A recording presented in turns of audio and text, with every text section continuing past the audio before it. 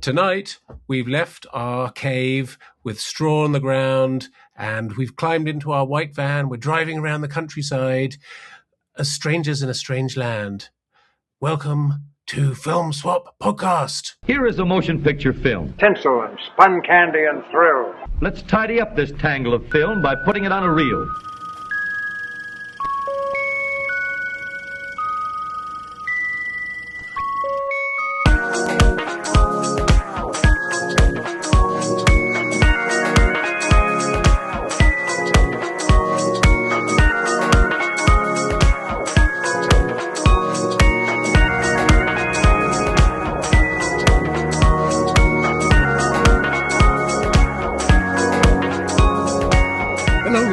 Welcome to Film Swap.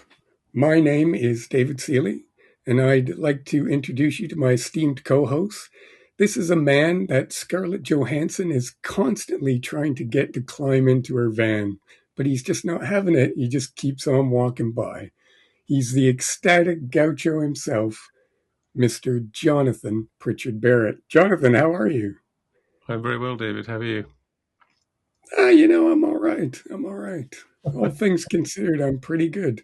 You've brought a friend along tonight. We've got a very special guest. Yep. His name's Jack Wyer, a filmmaker and film aficionado, and he's joined us tonight to look at the world through alien eyes, because we've got a couple of films tonight about people who are looking at the world with a completely blank slate and trying to work out what it's all about. And I think it's a really interesting subject, and both films are really, really, really excellent.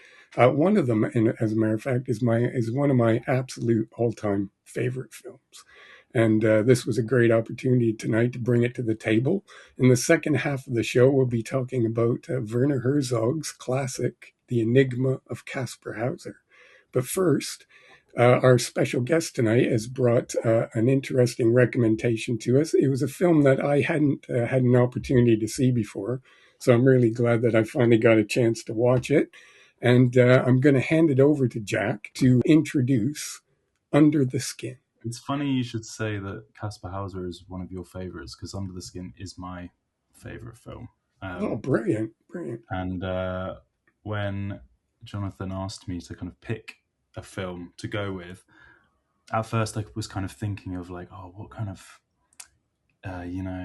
edgy or unique or art house film can I go with? And I was thinking maybe some Japanese new wave, maybe some Czech new wave, and trying to push the boat out a bit. And then I thought, actually, the film that I've probably seen the most and I could talk about endlessly, well, fingers crossed, is The Skin. I think I've seen it probably about 15 times at this point. So 15 times. Something like that. And this has absolutely nothing to do with Scarlett Johansson, specifically. It might have something to do with Scarlett. It's the main draw. Well, this isn't the first time we've talked about Scarlett. We talked quite a while back. In one of our earliest episodes, we talked about Ghost World, which was a very early film of hers. It was kind of like her first kind of headlining role, I think, or one of her first. And that's a really great film. But she's certainly come a long way from there. She's now sort of one of the biggest, highest paid female actors in the motion picture industry, I think. I have absolutely no statistical data to back that up, by the way. But I'm sure it must be true. No, she definitely is. I think as well with this film, it was quite at this stage in her career, she was huge. I think it was just around the time that she was kind of doing the Black Widow stuff for Marvel.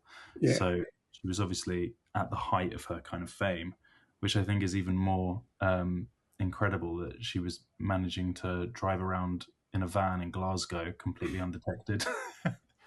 Yeah, absolutely. Actually, I don't know if you guys know, but the scenes in which she's driving the van they had Jonathan Glazer and I don't know who the producer was, but they were both in the back of the van watching on cameras, and they had a whole load of secret hidden cameras. And she was genuinely, like a lot of the people who you see in the film are just bystanders, random civilians, who then I Yeah. assume signed some kind of thing to appear in the film. But yeah, It is quite extraordinary the way that they did it, and they actually sort of filmed all these blokes sort of talking to her stuff, and then went up to them after and said, "Oh, by the way, we were filming you. Do you mind being in our film?" And that's quite extraordinary because I think aside from Scarlett Johansson, they're all sort of unprofessional actors, people who hadn't been in films before, and she was the only person in it who was, probably because she probably took most of the budget. But that's just a joke, Scarlett. By the way, we love you. But the it is kind of an extraordinary thing, and it adds this real sort of layer of sort of realism and grittiness to the film that is quite extraordinary. I don't know. Do you know that scene where all the lads kind of try and get into the van and attack her and stuff? Was that for real, or was that staged? Or I think, I mean, it could have been real. I think that one might have been staged. But I know there's a scene when she asks for directions, and the guy who speaks to her, and he's got a really thick Glaswegian accent, and that was just a non-actor, a complete, just a civilian. And the scene, I think, when she trips over in the street, those were just like normal people, like, who helped pick her up and everything. So a lot of the scenes were just, I think as well, the fact that I don't think anyone would just expect Scarlett Johansson in a black wig to be walking around Glasgow, so no one really thought it would be her, I suppose. It's like she's so famous that she got away with it. Yeah. Well, I guess most people would have they would have said, "Oh, she looks a bit like so and so," but they would just kind of go, "Nah, that's not possible." Exactly. So, Jonathan, you haven't had a chance to speak yet. Have you? Was this your first time with Under the Skin, or? It is my first time. Yeah, I've seen a couple of other of Jonathan Glazer's movies, but not this one. And I remember when it came out. That's when I was running that little film website, and there was a guy I worked with who was a keen sort of film buff, and he went to see it and came out and said, "That is the best film of the year. It's amazing." And then he went off to he did a PhD in sort of film studies at Glasgow, of all places, afterwards. And so I remember thinking, because I respected his opinion, he lent me Hausu, the Japanese film, and he knew his Which stuff. we talked about on our wondrous WTF episode, by the way, folks, if you want to go and dig deeper into that one. That's a great film. Yeah, great film. And so I was aware of it, and the amazing Jonathan Glazer, but I hadn't seen it, and so I was pleased that Jack chose it, because that meant I had to watch it finally. No more putting it off. Do you think, just for the benefit of people who, like us, haven't had a chance to see it before, could you maybe then just give us a really, really brief synopsis? Yeah, of course. So, Under the Skin, the premise of the film basically is Scarlett Johansson is an alien who has been sent to Glasgow. Don't know why Glasgow was picked, but that's where she is. And she sort of adopts the sort of image of a seductress, and drives around abducting men, seducing men, taking them back to her. I don't know what it is, some kind of house. It's kind of a very secluded, isolated house that's kind of off on the outskirts of the city, isn't it? And she kind of lures them back there. Yeah, and sort then of what happens? Them and lures them in, and they're sort of absorbed by some kind of viscous void, and then it's not entirely clear, but it seems like that their organs are probably harvested. And it's kind of about her journey as she sort of experiences humanity more, comes to terms with society, and then maybe looks at herself as more of a human herself, maybe sees the human side of what she's experienced. She sort of begins to develop empathy along the way. Because at the beginning of the film, I mean, again, the film's great in the sense that it leaves everything very ambiguous, and it takes a while for you to sort of discern what's really going on, and even then, things are left a little bit open, so that you are kind of left to interpret some scenes and some incidents and things in your own way, which is something I always love in films, is when things aren't all spelled out in black and white for you and all the dots are connected. Sometimes it's brilliant just to be able to let your imagination and your own sort of viewpoints be drawn into the film in that way. And I think that this film does that brilliantly, because it never really fully explains anything.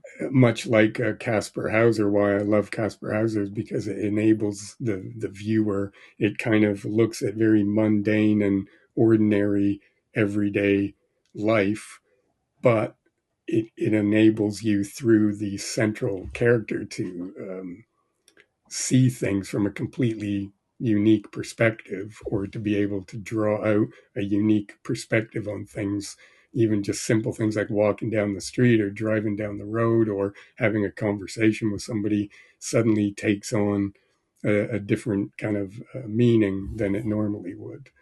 And at the beginning, Scarlett Johansson's character she's very much a cipher, and she's just kind of observing things and walking around, and she's obviously got an agenda when she's talking to people, and it more and more becomes creepier as you realize that what she's kind of up to.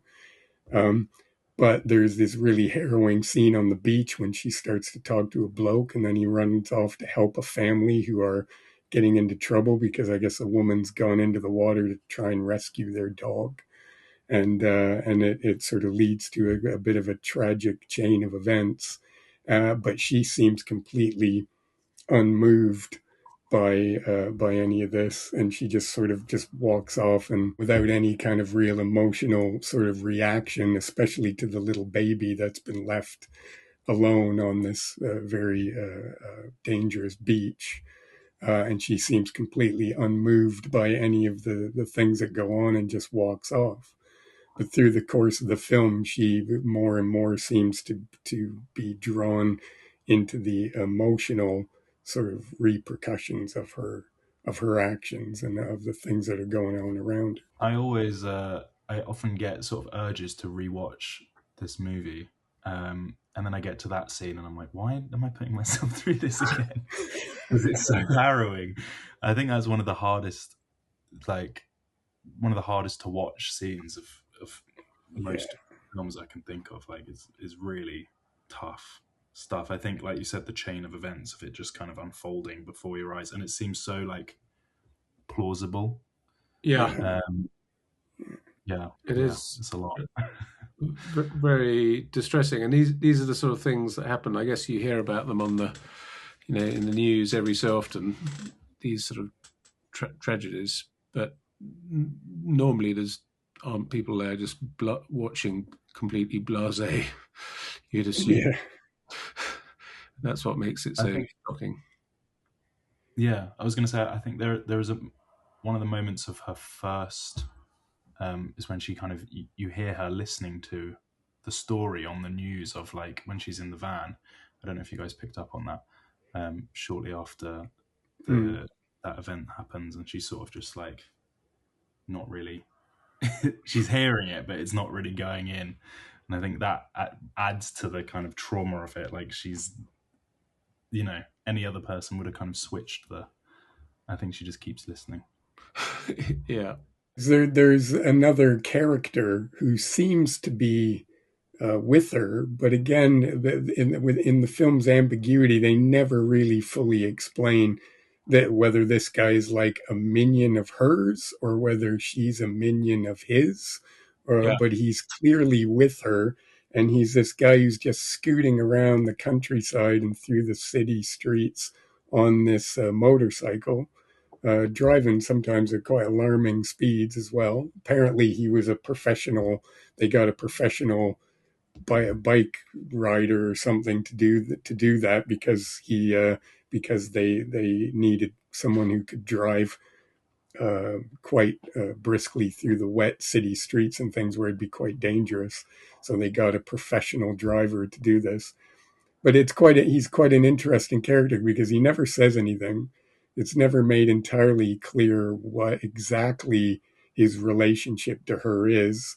So you can either make assumptions or sort of guess what he is, but there is a little bit of ambiguity there.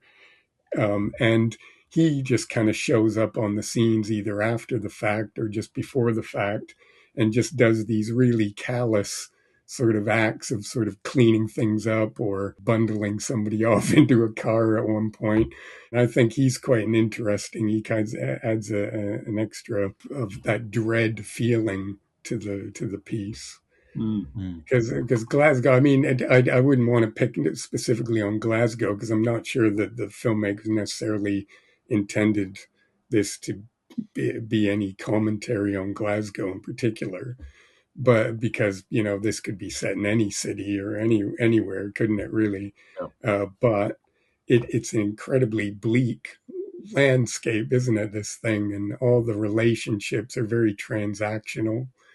And I found it quite interesting to invert, because normally when you talk about sort of, you have this sort of the stereotype of the serial killer who drives around in his van, and it would be like a middle-aged guy driving around, trying to pick up young women so that, to do his nefarious things. But this film sort of subverts that by making it a very young, attractive woman who's driving around in a van trying to pick up blokes, young blokes to take.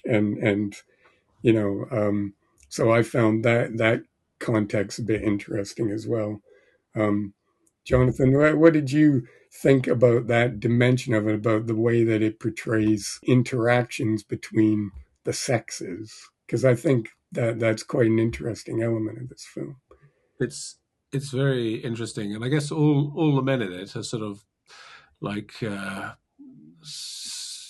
all after Scarlet Johansson basically, and they all sort of none of them obviously realize what's going on at all, but they all think they are all aware of her sort of great physical attraction. All the men are so basically got a one-track mind pretty much, apart from maybe two people. This character called the Deformed Man, and another man who sort of looks after her and puts her up in his house. I think is that when she's fallen over, but basically everybody else is utterly one like track. predatory, aren't they? Kind of like they're sort of all these blokes approach her in a very sort of Exactly. Ooh, I fancy my chances here, and they, and it's not, they're not looking for love, are they? They're looking for something else.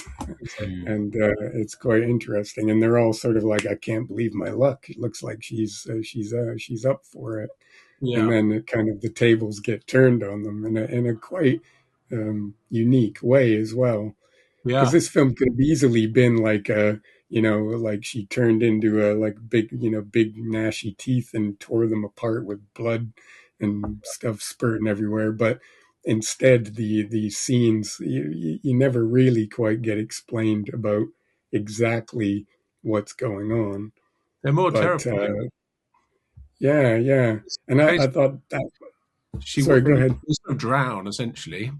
And that's a sort of, in a way, a more terrifying sort of death, I think. The thing I got from it is not necessarily that they drown, but they're sort of like preserved in this ectoplasm while they're like everything but their skin is basically drained until they're like a human balloon. Because There's the scene, obviously, when the second or third people we see her abduct, for the first time, you see sort of the after effects of once she leaves. Yeah. He's sort of looking up at her, Yeah. and then he goes down and he sees the guy who was previously abducted on the beach, and he's just like a skin sack. Yeah. Yeah. And that scene, I think, is also one of the most disturbing. Well, it's quite telling too. It's quite because they have a few scenes where they lead up where they kind of show you a little bit of that process, but not all of it. And it's not until sort of the second or third time that you actually go into this void where they sink into, and you actually see what happens to them.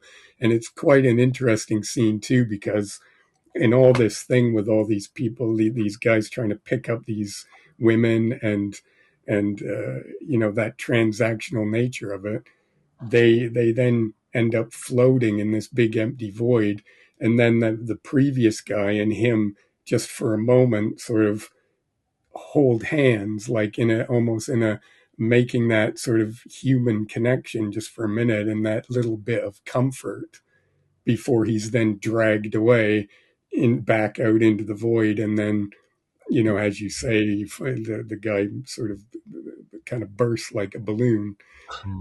But I thought that was really quite sort of a fascinating scene, because in the context of these young guys going to these noisy clubs and walking around the streets trying to pick up girls and going, hey, baby, how about it, kind of thing, and all that. There's just that one little sort of brief moment of sort of human contact within that void before they get pulled apart, and the scream of anguish that the bloke has when that happens. And I just thought that was quite a moving and powerful moment within several within the film. So Yeah, there's a sort of double the suffocating nature of the goop that they go into, and the yeah, suffocating nature of their sort of loneliness for the rest of time, in a way. yeah, yeah. Um, Well, loneliness seems to be a real subtext throughout the film, because you have the poor chap who she picks up, and you feel really horrible for him because he's just minding his own business. He's obviously quite used to being sort of marginalized or ignored, or because people don't want to deal with someone who's been who has these facial features and things. But then she kind of preys on that, on his loneliness, and on his, and uses that as the hook to get him in. But at the same time, that inverts as well, because ultimately that kind of begins the process of her yeah. starting to question what she's doing, or starting to have some sort of empathy. It's almost like she pulled that out of him, that sort of feeling of um, loneliness and disorientation, and sort of feeling sort of bad for somebody. And that turns the process around for her. So I thought that was quite an interesting sequence as well.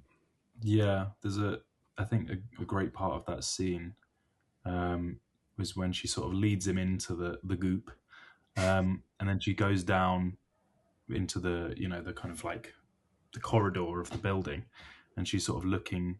I think she's looking in the mirror, or she sees a fly. I mean, it's a common trope of seeing like an insect trapped, and I think that's when she kind of has like it kind of echoes that sentiment that Mm. this guy is just a victim, and she can still save him.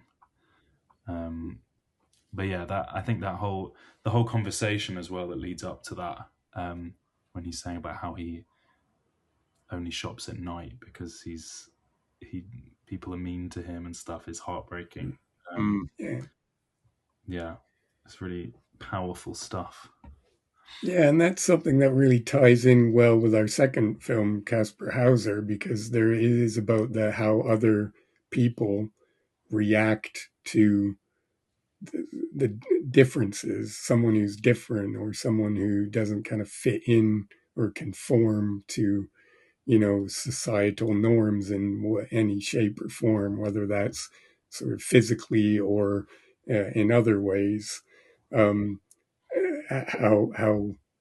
people react to that. And so I think that's an interesting tie-in with our second film. But as far as this film goes, was there any other kind of key moments that I think would be interesting? Well, one of the things I wanted to say is these houses are quite extraordinary that she goes into. Is it the same one or is it different ones where she sort of gets rid of these guys? I'm not sure actually. I got the impression it was the same house, but you're right. It maybe not, because you kind of get the impression that there might be a network of these aliens who are going around sort of picking off these people. Yeah. So Well, it's they're really, or it or they, or whether there's one or a number of them, are really creepy, horrible, rundown flea pits. I mean, that was sort of part of the sort of, because it's a sci-fi film, but it's actually sort of more of a horror film in a way, sort of yeah, existential horror I film. kind of saw it as a horror film more than anything. Yeah, Yeah. yeah, And I guess one of the other things that we haven't mentioned, which I think is a big sort of, element of the film, is this sound design. mm, mm, And so there's lots of extraordinary sound design in the Zone of Interest as well. So this is very, very similar. Lots of weird sounds, sort of whirring and humming and pulsing and sirens and screeches and clanking and echoes. I wrote about 4 lines of all the different sounds that appear in all the film throughout the film, and it's very sort of disorientating and woozy and weird. And I mm. really like that. It's a sort And of the images go with that as well. Like everything's always undulating and moving and dripping wet, and yeah. there's just a lot of sort of striking visuals all throughout it.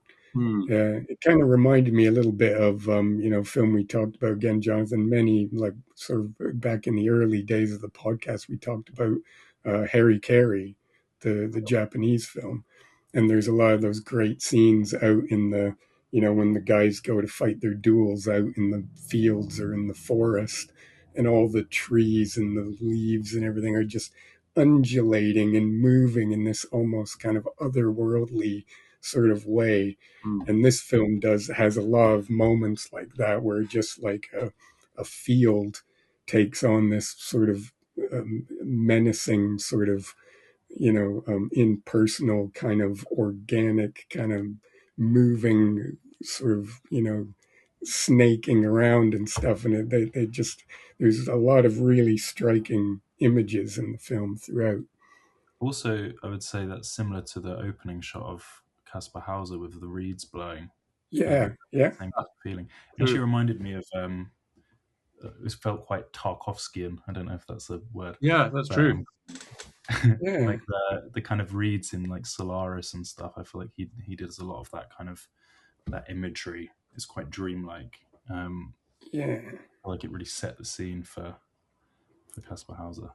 Yeah, just really showing the image like nature as this sort of living, sort of chaotic, sort of moving sort of thing. I think in Herzog makes it more sort of poetic and more sort of, whereas this one makes it look more otherworldly, much like an alien might. Like if you or I got on a spaceship and went off to some other planet somewhere, and we sat down, we would be confronted with all these extraordinary images of things, alien landscapes and things we never seen. And this film does that quite well. It's sort of making the Earth look like that, like this kind of otherworldly, kind of unfriendly, kind of bleak place that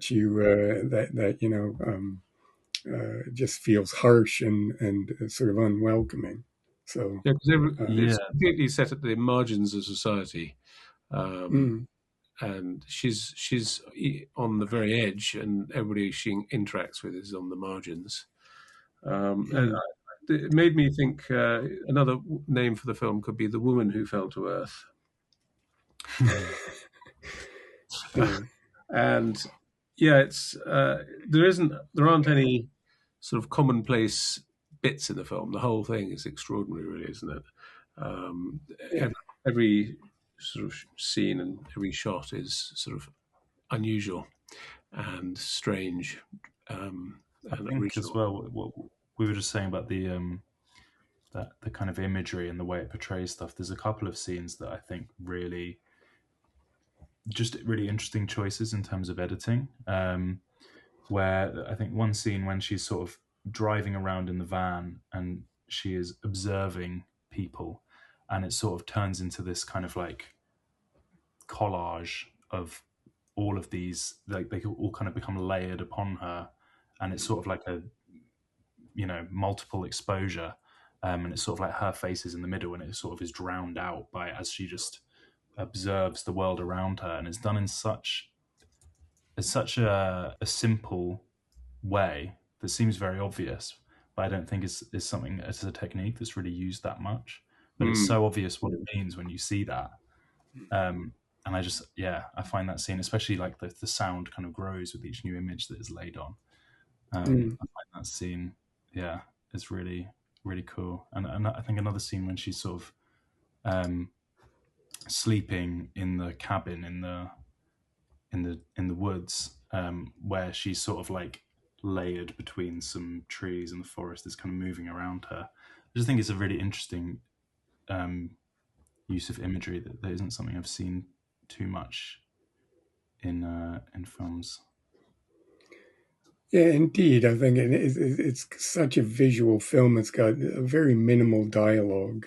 Like there are huge stretches where no one says anything, and it is very much all told visually, and those images are very striking, and it's not something you see a lot in contemporary films nowadays either. Everything's always really bright and flat and very generic. But this film, just one after the other, really stunning images, and like you say, the way that they um, juxtapose with one another and lead you into certain perspectives and things.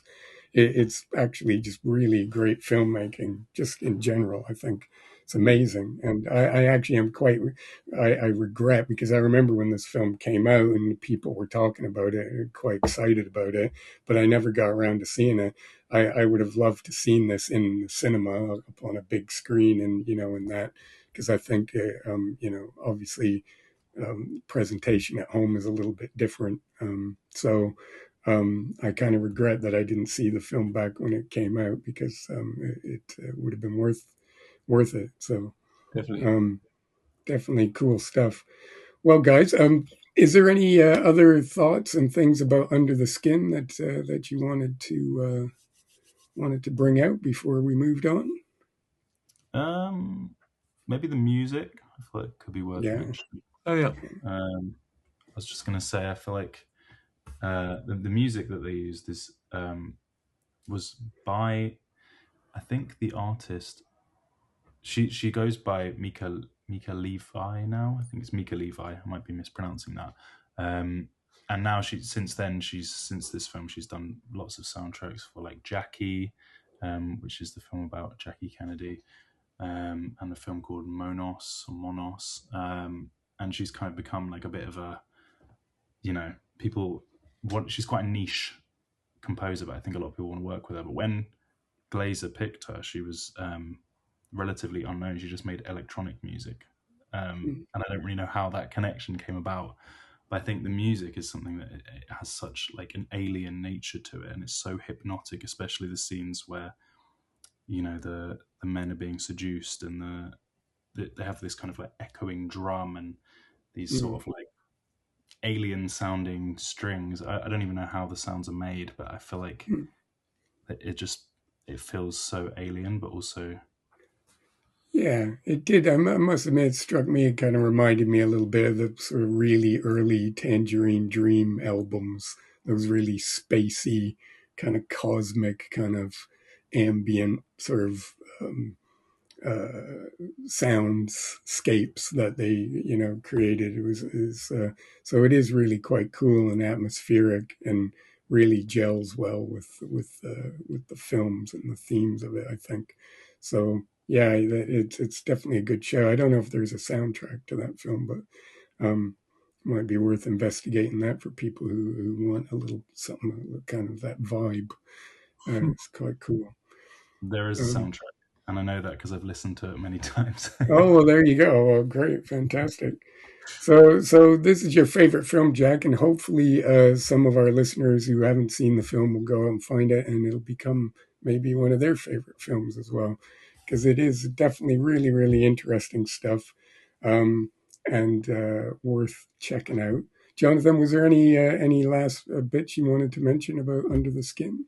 No, but it's one of the great sort of people out of place films, I think, along with The Man Who Fell to Earth and our next film, and a few others. Yeah, it's interesting that you bring that up because The Man Who Fell from Earth, he, if I remember correctly, his true form is kind of this really albino kind of white, looking thing, almost like he looks like what her alien form in this film, but again in verse, because isn't it? Because she's I don't want to spoil things for people who haven't seen the film, so I'll say no more. But they have a kind of a similar look, but kind of opposite.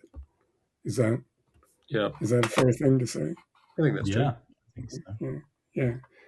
Anyway, okay, guys. Well, Jack, let me ask you something. Mm-hmm. This is just like a little sort of like a test of logic for you.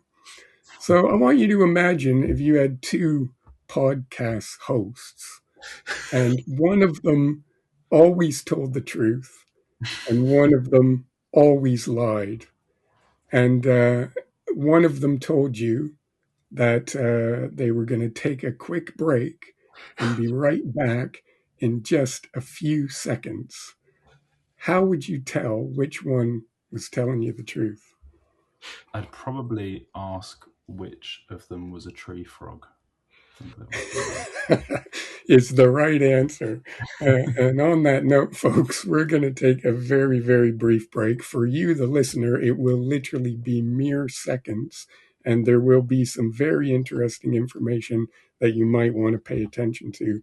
So I'm going to leave that with you, and we're going to come back after a little break, a little swim in our cosmic void in our living room.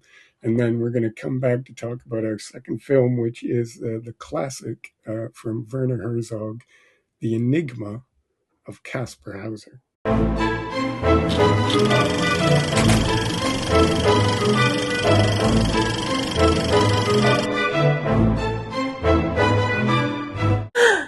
Hey, film nerds! Film Swap is now on Letterboxd. It's where you'll find capsule reviews for every film we've covered on the show, plus themed lists based on each of our episodes, and our essential cinema list featuring the films we think are absolute must-sees. You can explore the themes and dive deeper and even drop your own swaps and suggestions in the comments. Got a perfect pick for one of our themes? Tell us. Follow Film Swap on Letterboxd, hit us with your hot takes and submit your swaps. It's like Criterion Closet, except only more chaotic. Just look for Film Swap Podcast on Letterboxd or use this handy dandy QR code. There's also a link in the comments. Hidden gems, forgotten classics. Follow Film Swap on Letterboxd and let's get nerdy. And we're back. Welcome back, listeners, and welcome back, Jonathan, and our special guest, Jack Wyer, who's joined us tonight to see the world through alien eyes. We spent the first part of the film talking about Under the Skin with Scarlet Johansson. And Jonathan, during the break, you looked up because I wasn't quite sure about her status as a money-making movie mogul or whatever you want to call her. So what did you learn?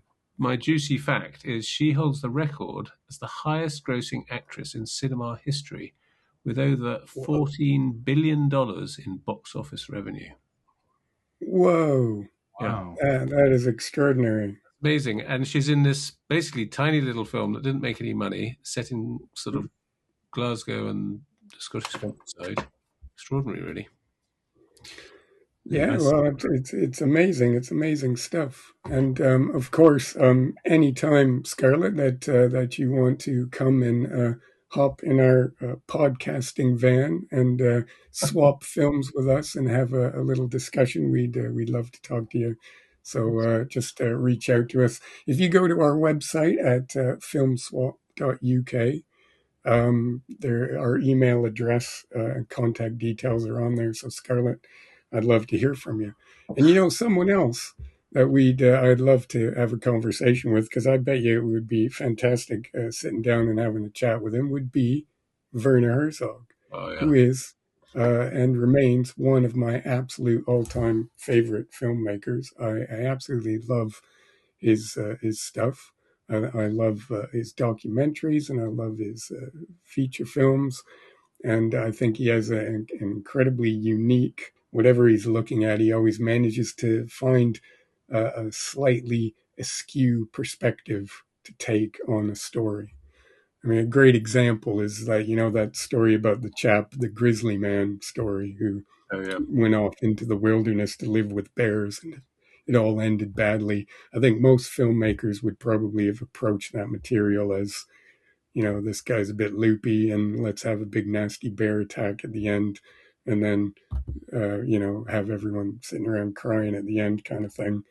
But Werner Herzog found a completely unique and interesting and very empathetic way of approaching that story and that particular individual.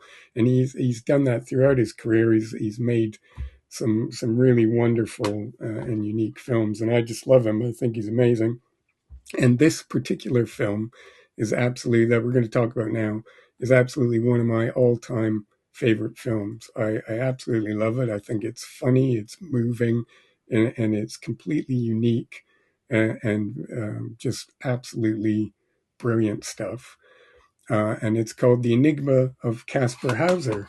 The film came out in 1974, and it was actually inspired partly because kind of previously Herzog had made a documentary called The Land of Silence and Darkness, which was a documentary about people who are both blind and deaf, and about how they kind of relate to the world with those particular without those particular senses. And I think it's just an amazing, quite moving film. And if people are interested in hearing my more in-depth thoughts about it, I actually went on our friend David Blakesley's podcast a few years back and talked about that film in depth, and I'll leave a link on the show notes to that episode. But that's a great film in and of itself.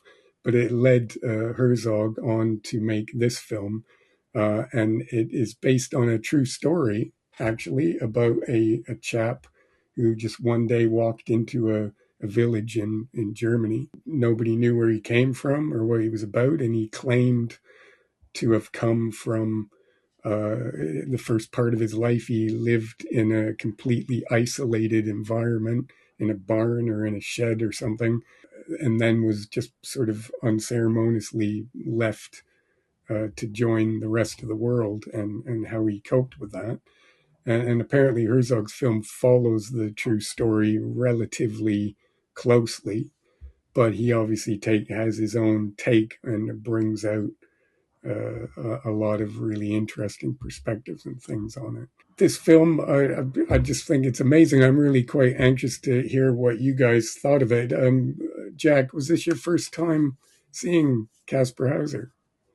It was. It'd been on my list for a while in terms of Herzog's discography. I'm a big fan of Aguirre, Wrath of God, and Fitzcarraldo, and this was sort of the next one on the list for me. And I hadn't seen the actor in anything. I know this is his first acting role. The guy who plays Kaspar Hauser is called Bruno S. Actually, his real name was Schleinstein, but anyway, he's on the credits. He's Bruno S. And he was a sort of, well, he was in another Werner Herzog film, Strosek, but I think he'd grown up. He was born in 1932, so just a couple of years before the sort of Nazis came to power, and he was sort of treated badly as a child, beaten, and spent much of his youth in mental institutions, apparently. And sort of, and that was during the Nazi period when they sort of anybody who was a bit strange would be locked up. And so I think he was quite a sort of eccentric guy. And anyway, they made a documentary about him. And Werner Herzog saw this and thought, this is the guy for my film. He's perfect, because he was sort of self-taught musician. He later said that this was one of his favorite performances. That's it. He says, in all my films, and with all the great actors with whom I've worked, he was the best. There is no one who comes close to him. I mean, in his humanity and the depth of his performance, there is no one like him. And yeah, it is an extraordinary performance, really amazing. He's sort of not really acting; he's sort of just being this It's extraordinary just character. being. Yeah, quite literally. It's amazing. And Yeah, it's apparently Kaspar Hauser was only like apparently a teenager when all these events took place. But this chap was like sort of in his late 30s or 40s or something yeah, when he made the film. But they still refer to him as just a young guy, like he's 17, 18 or whatever. But yeah, somehow it works because he's such an eccentric and sort of interesting character within the context of the film. It just works so perfectly because he does have this real otherworldly kind of completely detached and childlike kind of excitement of everything that he sees because it's all new and fresh and fascinating to him, and he doesn't understand any of it. And so within the context, it is like literally just like this kind of brilliant presence in this really brilliant film. So, um, Jonathan, this presumably isn't the first time you've seen it? it is. Yeah, it's the first time I'd seen it as Oh, well. really? Yeah, Oh, yeah. okay. So I thought it was absolutely terrific. Really, really, really enjoyed it. And it sort of slightly reminded me a bit of the Elephant Man, in this sort of unusual character, sort of very vulnerable and being sort of taken care of, sort of people, high-minded people, but also other people coming to look at him and sort of gawp, basically. Um, but this extraordinary Elephant Man, they both have this sort of extraordinary innocence. Yeah, what a story. Um, and I'd heard of these wolf children or wolf men or wolf boys or whatever they're called, that sort of turn up and they're meant to have been brought up by wolves and nobody's really sure. Yeah, And there's that Truffaut film, isn't there? The Wild Child, which is about a story about a boy who's kind of grown up in the wolves in the woods with wolves or something. okay, And and there's kind of other stories, but this is a bit different, is because it isn't so much that that he's lived out in nature or out like just away from humans, but the idea is that he's been completely isolated as yeah, well.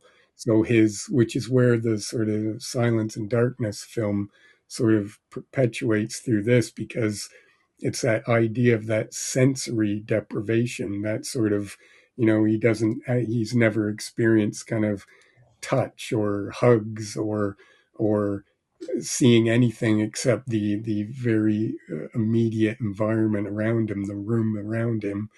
He had no sort of other stimuli, no books, no people to talk to. In the film, it's depicted that he just has this little wooden horse, and that's his only kind of thing that he has to interact with. yeah, And he sort of self stimulates all the time by scratching himself. So he has, terrible sort of uh, calluses and sort of open sores and things on his arms and legs because he's constantly sort of self-stimulating by scratching, and it's this kind of sort of total sort of deprivation and isolation of a person, which is kind of the Land of Silence and Darkness was about that, about how these people who experience the world completely differently than you and I do because they don't have the same senses. So their whole relationship to the environment and everything is completely different from yours and mine. And this film is kind of plays on that idea as well, that he's grown up completely isolated from everyone and everything, and then is suddenly brought out into the rest of the world with the rest of us. So you suddenly see the whole world from that perspective, this wonder, but also just the trappings of society and the way that people interact with each other, and the way that the hierarchies and the just accepted sort of social norms, that all the things that we kind of take for granted, you suddenly see them brought out in a completely different way, and you see the kind of the absurdity of them, and the how ridiculous they are, and how question them in a whole different way. You see things in that completely different sort of childlike way that Kaspar sees them. And the film does that beautifully in a really, and it doesn't do it in a hit you over the head kind of way. It just does it in all these lovely little set pieces and these little scenes and these little moments of him interacting with other people. And it's just really just beautiful. It's funny and it's sad, and it's kind of really brings those kind of ideas out about seeing us from the outside. It enables the viewer to do that, and I think it does that brilliantly. Yeah, I think it's really interesting that when you think of a scenario like that, you would think that that person would be completely insane, that they've been deprived of all the social contact and they're living in this horrible situation. But really, he ends up being sort of the most pure and innocent person, and he's sort of, because he hasn't been subjected to, like you said, all the trappings of society, And the conditioning of society as well. Exactly. So, yeah. And I think, there's that moment sort of later on in the film where he kind of reflects and is like, I actually preferred it in the cave. He becomes a bit maudlin in the end, like a bit distressed, as anyone would, like for anyone who's kind of neurodivergent or has to sort of cope, dealing with things day to day, how tiring and depressing and demoralizing that would be, to constantly be feeling like you're kind of banging up against a brick wall. And sort of Kaspar Hauser has that experience of, like, because he can never truly assimilate into society and with people, because he lost so much of that sort of developmental time of being able to do that. So then when he's suddenly thrust into it, it's all, like an abyss to him, almost like those chaps in the first film that we talked about, sinking into that, void, and, maybe trying to make that little bit of contact with somebody, but ultimately just having it constantly snatched away because of the way that he sort of interprets the world and sees the world is so completely alien to the way everyone else does, that it's just almost impossible to cope. So, yeah. Yeah.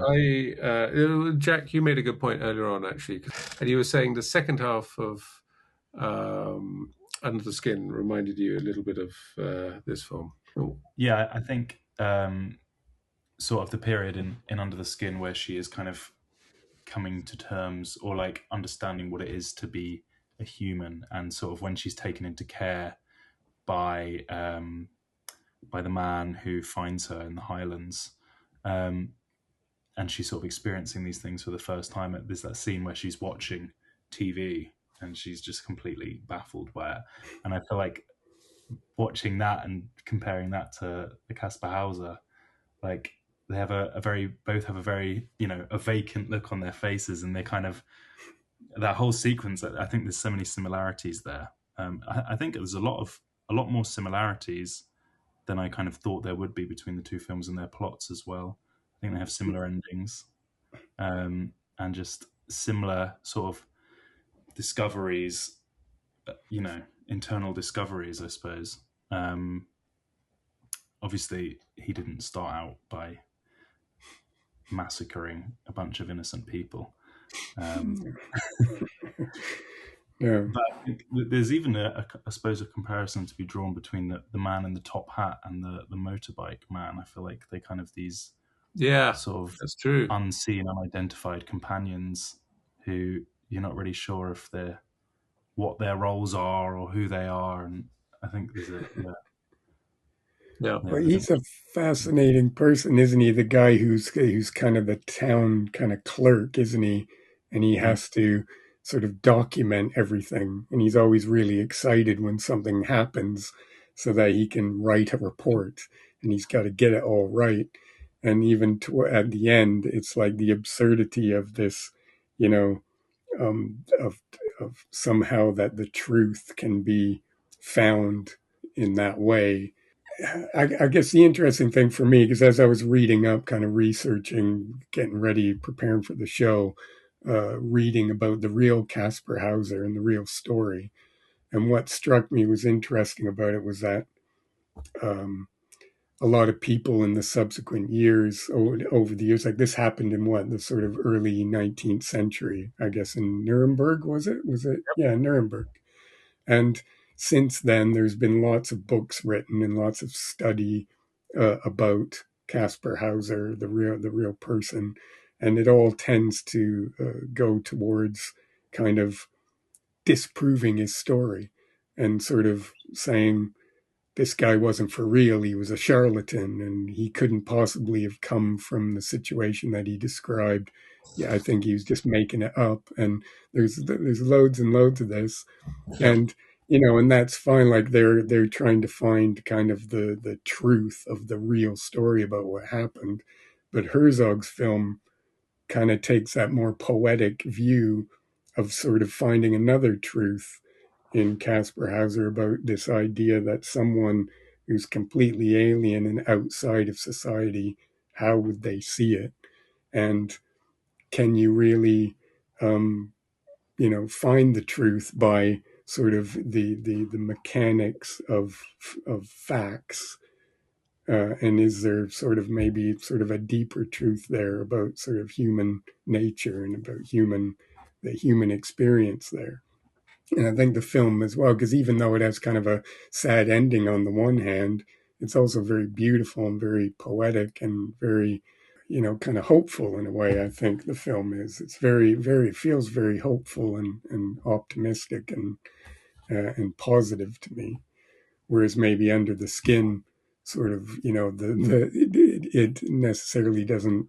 Again, I don't want to spoil it for people who haven't seen it, but the ending is a bit more sort of bleak and ambiguous, whereas this one is kind of a bit more beautiful and poetic.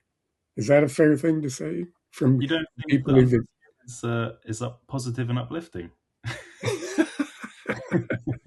Well, it may be at its moments, and it may be, in the fact that perhaps she learned as a predatory creature, she learned she found some empathy for her prey, and and sort of learned a bit of humanity, sort of began to absorb humanity. You know what? It's kind of quite reminds me of the film, Jonathan, we talked about back a little while back about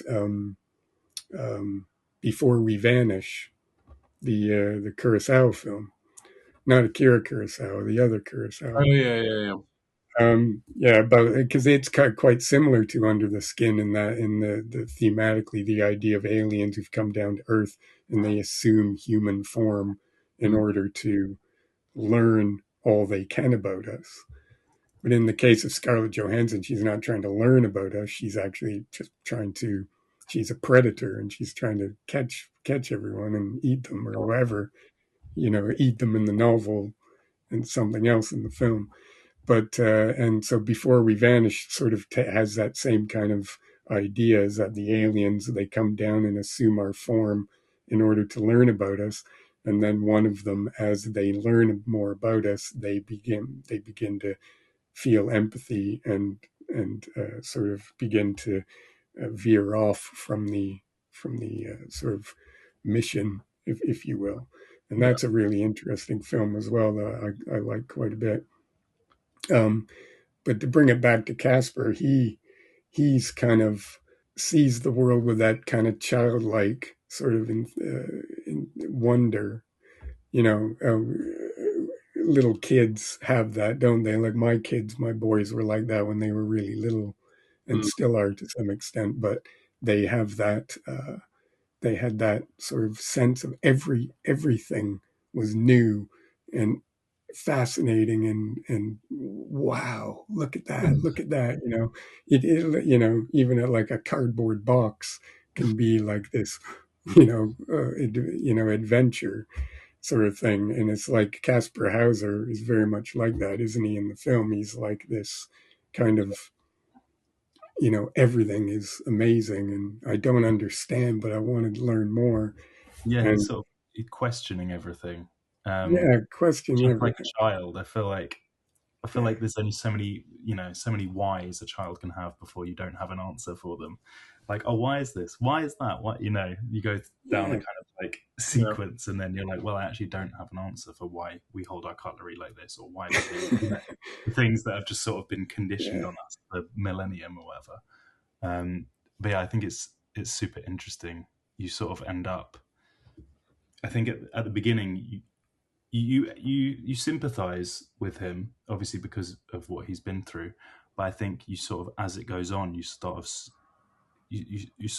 start to see it more through his eyes as it goes on, and as you see how other people treat him and how he's questioning the right things. But I think there's a really interesting scene where he questions why an apple is inanimate. Yeah, or why they consider it to be. Yeah, Yeah, it isn't so much that he's wondering why about the apple, but he's everyone else is saying, oh, apples are just there and they're just something that we manipulate and they don't move. But then it's like, well, yeah, they do move. Look, it just fell on the ground, it's moving, and look, it's trying to hide from you in the grass. And it's all those moments like that. I mean, and even this film predates kind of, Me Too stuff and all that by like about 50 years. But there's that wonderful scene where he kind of queries the kind of gender roles, doesn't he? Where he's sitting at the table with the woman, and he's sort of, so it's kind of like this parody of the way that at that time, at least, that women, their kind of place and what they did and what their role was. And he was kind of questioning that, going, well, why is that? Why are you like that? Why is it like that? Why can't you do this? Why don't you do something else or whatever? And it's kind of quite that brilliant thing. And the scene that, well, we made a joke of it before the break, but that, the wonderful scene of the guy who comes in to test his logic skills, and he says, if you're logical, it's got to be this, it's got to be that. But Kaspar Hauser's not having any of it. He doesn't accept the premise. And he just kind of says, well, no, if I wanted to know if he's a liar, I'll just ask him if he's a tree frog. And it's just sort of like that, and it's sort of like he just cuts to the quick of it. And kids are like that too, aren't they? They just sort of, can pull that, truth out of something, whereas people normally get themselves all sort of they kind of almost confine their thinking. Like that guy was supposed to be the logical one trying to evaluate Kaspar Hauser, but really the scene questions the fact that he is so sort of constricted in his viewpoint, or in what, how things work and how you see the world, that Kaspar just immediately cuts through it. And it's a brilliant kind of moment, but just a really funny scene, and really, really great. So Yeah, he doesn't want to play. He doesn't want to play the game by his rules. He wants to play by his own. yeah, yeah, exactly. Yeah, he just doesn't even accept the rules or understand that there are rules. He just kind of goes, well, why don't you just do this? And there's lots of scenes through that. Like that, what's that one bit when he kind of says, I was in that room and it was bigger than this because when I face this wall, it's there, but when I turn around, it's gone. So therefore, my room must have been bigger. And you're kind of like, what? What? But when you think about it, you can kind of see it from his perspective, and it's sort of like that really interesting way of just that he sees the world completely differently from everybody else. Um, but it's not wrong, Yeah. is it? So it's just kind of just brilliant stuff. Just really terrific. Yeah, absolutely terrific. I loved the sort of picture of early 19th century German life as well. The sort of Mm, very slow, orderly life, sort of world, and no digital nonsense. And so yeah, that was really nice. I mean, there's so many great things about it. Another thing that it sort of shares with, well, sometimes shares with Under the Skin is the sort of silent elements because he doesn't often say much, and when he's on his own, it's almost like a silent film, a bit like Scarlet driving around, not sort of saying anything, just sort of looking. yeah. And yeah, that the bit with the apple, the clever little apple. That's one of my comments I'd written down. Um, yeah, it's funny because I also read the biography of the real Kaspar Hauser, and it does seem like yeah he'd taken what seemed to be a yeah he'd given his own spin on it. Werner Herzog had, or maybe the Mm, interpretations have sort of changed since he made the film. I don't know. But there's lots of mm, people seem to say at the time he was lying a lot. You don't get the feeling that yeah. I could possibly lie. He just doesn't really have it in him. This Kaspar Hauser, and I think Mm. he's is much better for it. He's not trying to pull the wool over their eyes at all. Yeah, I mean, there's loads of ways you could interpret a story like this, and yeah, that is one way you could go is just to say, was he telling the truth, or was he just some kind of scam artist, or was he, you know, but the idea too is like if you think about it from the perspective of someone who's, if you're dealing with someone who's completely, you know, looking at things completely differently, it's just that how people relate to each other. So if one of those people was getting frustrated with him and maybe misinterpreting him or sort of interpreting a situation in a negative way, you just never know. And I think people can go and study documents now and when did this happen, like sort of nearly, well, 200 Sure. 200 years ago, right? This is a more or less 200 years ago that these events took place. And how could we ever get to the truth of something that happened 200 years ago? All you can do is go back and study documents, read accounts, try and find letters or find, court documents or, the things that the clerk wrote and all those things. But those are all just sort of surface kind of events or personal interpretations of events from letters and books and things like that. Yeah. So, how can you ever really truly get to the truth of a piece of history or a historical figure? You have to, at some level, you have to bring your own interpretation or your own sort of, your own way that you see the world factors into how you perceive a story, right? Which Yeah. is kind of again kind of what this is about, because here's someone who approaches things from a completely unique perspective, who hasn't had all that social conditioning, hasn't had all those sort of preconceived ideas kind of thrust upon him as he's grown up and developed. So he brings his own perspective to things that other people can't see, or might find amusing, or might find threatening, or might find baffling. But are they any less legitimate? I don't know. This is one of the things in Werner Herzog's Minnesota Declaration. Have you heard of this? So it's a sort of 12-point sort of declaration he made in 1999. And one of them is number 5 is there are deeper strata of truth in cinema.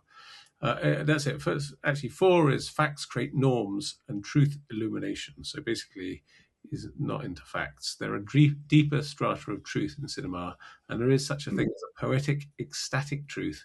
It's mysterious and elusive and can be reached only through fabrication and imagination and stylization. And so he sort of goes on about. Yeah, and I've certainly I've heard him talk about these things before. Like I wasn't aware of that particular document that you're referring to, but I know I've read articles about him, or read interviews, or seen him in interviews and things. And I know, because people have queried, he's made some documentaries where he's sort of manipulated events, or reconstructed events, or added sort of elements of fiction within the framework of a documentary about a true event. What's the one? I'm trying to think of the one he did about the composer in the castle, where he sort of reenacts things, or gets people to say things that weren't necessarily true. And I mean, that is just part of his style. But it is about telling the story that, any storyteller brings their own sort of perspective on that story. He just always sort of approaches a story from those kind of different angles, and he kind of picks people out and has them recreate events, or say things. Like Grizzly Man's a great example of there was a tape running, like an audio or a video cassette running, when this chap was attacked and killed by this bear, him and his girlfriend. So there's actually like a audio visual evidence of exactly what happened. And he didn't want to put that on the film. Like, he didn't want people to hear that. So what he did instead was he got this coroner or someone else who had heard the video to describe it. But that sort of, so you're sort of adding that extra layer of perspective, because you're getting somebody else to relate an event kind of secondhand. And I think that's just like, was a really interesting way of dealing with that issue, rather than, because some filmmakers would have put that recording on there, and you would have listened to these harrowing moments of these poor people being mauled by a wild animal. And, that'd be one way to approach that. But he took that different take on it, which I think 10 times more effective and interesting. It's sort of more, I suppose he's sort of showing mercy to both like the victims' families and the audience, but also in a way of not actually playing it. You're kind of, what you're imagining is, maybe just as bad, or could be worse. I don't know. It's up for interpretation, isn't it? Which is, I think it works well. But like you said, it is definitely part of his kind of signature, his way of looking at things. Yeah.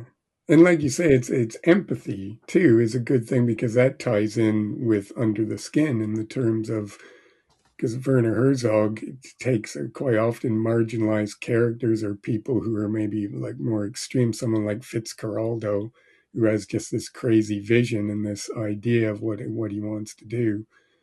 But he approaches him with empathy, and he lets the audience bond with these people who otherwise a lot of other people would approach that story completely differently.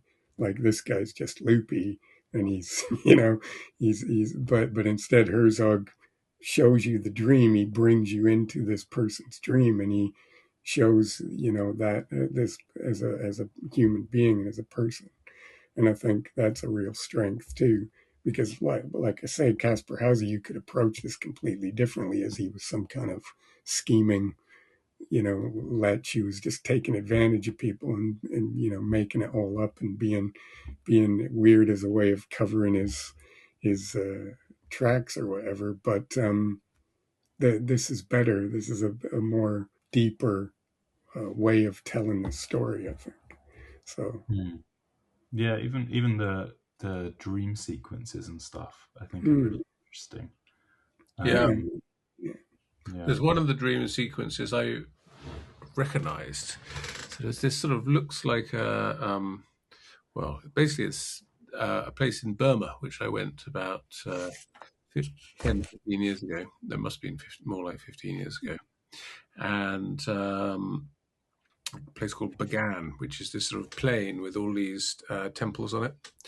And I just sort of Googling it, and was it there? And so this guy, some bloke writes a blog, and he sort of watched the film, spotted it, thought that looks like Bagan, and sent an email to Werner Herzog, who got back to him and said yes, it was. It was taken by Mr. Lucky Stipitek. Anyway, that's his brother, or his half-brother, apparently, Werner's half-brother, who'd been there in 1971 and took a Super 8 film from the top of this temple of all these other temples. And then he just sort of stuck it in there. And I think the voiceover at the time is saying it's meant to be in the Caucasus. It's not the Caucasus, but anyway, it doesn't matter. It's all sort of beautiful jumble. And yeah, it's funny that he got these little bits of other film that he'd taken or his brother had taken and put them into the film. Yeah, there might be some outtakes from Fata Morgana as well, which is sort of like because that was made around just maybe a few years before Kaspar Hauser was. Right. And it's like sort of a documentary, but it's not really a documentary of that takes that view that he said he wanted to make a film that from the perspective of aliens who've come down to Earth, and what would they see. And so he kind of was out in the desert and in these places in Africa, and he took these just filmed different people that he met along the way in different scenes, and really cool sort of pictures of the environment, the desert, and when the what do you call the mirages, when you get the sun in certain angles and things. And I think some of the footage from that made its way into Kaspar Hauser and some of those dream sequences as well. And I thought that was quite an interesting point too. At one point, Kaspar Hauser, he says, "I never used to dream." And you kind of think about that, like if someone lived in that environment where they grew up for 17 years just in a single room with no other interaction with other people, no visual or oral stimuli of any kind, and were sort of, what would they dream? Would you dream still? Would you still see, deserts or, buildings or other people? Or because if you had no points of reference, what would you dream about? And I think that, to me, is quite an intriguing idea, because would you dream? Because you think about the nature of dreams and how they work. If someone, even without all that sort of reference material that we get every day, the sensory references that we get every day when we go out into the world, if you didn't get any of that, what would your brain be referencing when you were dreaming, when you were asleep? Well, for Kaspar, it would be horse. Yeah, it would be a single horse, a wooden horse. And all the worlds that his imagination would have conjured up around that one particular object, that was his only companion or his only source of stimuli in the world. So anyway, it's just another really fascinating idea, I think, that the film pulls out about that, Yeah. about dreams and about just those perspectives. It's amazing. It's incredible stuff. I love this film. I've probably watched it over the years. I was very fortunate because I think the first time I saw it was in the cinema, because there was a Werner Herzog retrospective when I lived in Toronto. This is like sort of going on 30 years ago now. And I saw the film, and amongst others that they showed in a series, kind of over a month or something. They showed. I still have the program from that. Actually, I should have got it out for to show everyone now. But that was the first time I saw Kaspar Hauser and several other of his films as well. And over the years, I've probably watched this. I'd probably watch it at least every couple of years. I'd get it out and watch it because I just absolutely love it. I think it's amazing stuff. Yeah. So I'm pleased that you guys now have, I kind of feel like I'm spreading the gospel a little bit tonight. I got you guys to watch Kaspar Hauser, and I hope other people out there who are listening, if you've never seen the film, I hope I've conveyed a little bit of some of my enthusiasm for it, and I hope some more people will go and check it out. Under the Skin and the Enigma of Kaspar Hauser, and any of the films we talk about on the show, if you're interested in looking at them a bit more, you can go to our Letterboxd page where we post little capsule reviews that kind of summarize some of our thoughts about the films. And on those listings, you can see where you can access the films wherever you live. Whether it be in the UK or United States or in Europe, wherever, Letterboxd will tell you about the availability of the film. So if you want to watch Kaspar Hauser, I've got this lovely little BFI box set, which I think you could still get. As far as I know, it's still in print.